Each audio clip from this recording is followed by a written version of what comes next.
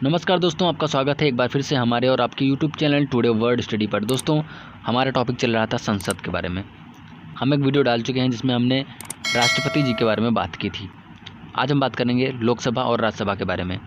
तो चलिए वीडियो को स्टार्ट करते हैं। दोस्तों, संविधान के अनुच्छेद 81 में लोकसभा का उल्लेख किया गया है।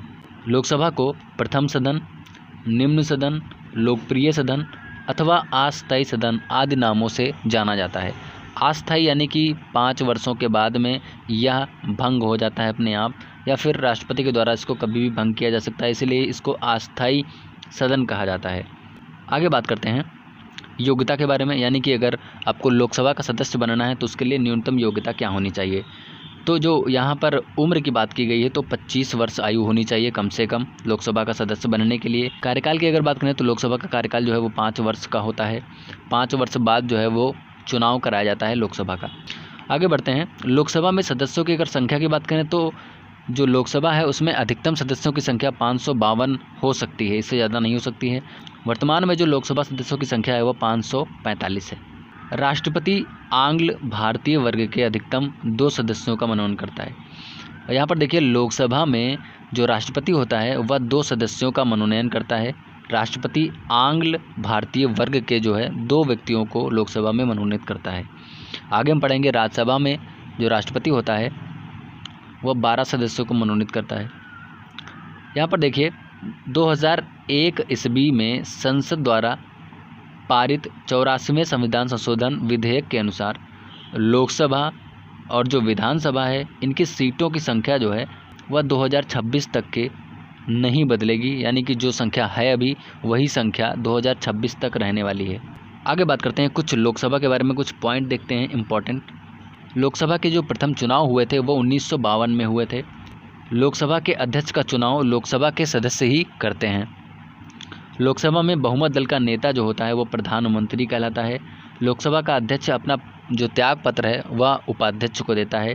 लोकसभा के सदस्यों के जो चुनाव होते हैं वो प्रत्यक्ष रूप से होते हैं। आप लोग जानते हैं जो सांसद का चुनाव होता है वो डायरेक्ट जनता द्वारा जो है सांसद चुने जाते हैं, तो यह चुनाव जो है वो प्रत्यक्ष रूप से चुनाव होता है। आगे बात करते हैं राज्यसभा के बारे में। दोस्तों, राज्यसभा का जो उल्लेख है संविधान के अनुच्छेद 80 में किया गया है।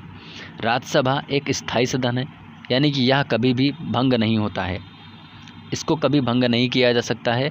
दोस्तों, अब बात करते हैं राज्यसभा के कार्यकाल के बारे में। यहाँ पर काफ़ी कन्फ्यूजन होता है कि 6 वर्ष होगा या 2 वर्ष होगा कार्यकाल, तो यहाँ पर सारा क्लियर हो जाएगा। देखिए, जो राज्यसभा होती है उसका कार्यकाल अनिश्चित कार्यकाल होता है, लेकिन जो राज्यसभा के जो सदस्य होते हैं उनका कार्यकाल 6 वर्ष का होता है। और प्रत्येक 2 वर्ष के बाद जितने भी सदस्य राज्यसभा में होते हैं उनका 1/3 जो सदस्य होते हैं उनको सेवानिवृत्त कर दिया जाता है। ठीक है ना।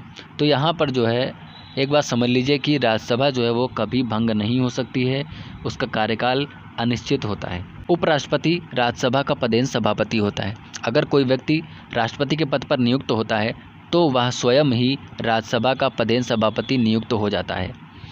और उपराष्ट्रपति का कार्यकाल जो है वो 5 वर्ष का होता है। उपराष्ट्रपति जो है वो राज्यसभा का सदस्य ना होकर भी राज्यसभा की अध्यक्षता कर सकता है।